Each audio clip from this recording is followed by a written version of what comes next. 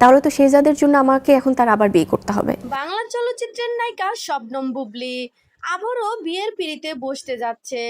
এক সাক্ষাৎকারে তিনি জানিয়েছে, ছেলে মেয়ের জন্য হলেও আমাকে বিয়ে করতে হবে। তিনি নিজে মুখে স্বীকার করেছেন বিবাহের কথা।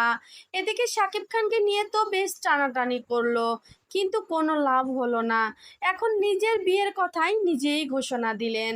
মেয়ের জন্য ছেলের জন্য বাবা দেখেন আপনারা, আমি বিয়ে করতে রাজি। মিডিয়াতে সব লোকজন তাক লাগিয়ে তাকিয়েছিল তার দিকে যখন তিনি এই কথাটা বলেছে। দেখেন কি বলে। একদমই সহজ না, তবে জীবন তো জীবনের গতিতেই, কোনো কিছু থেকে ভালো না থাকার সে ব্যাপারটা ডিজার্ভ করে না।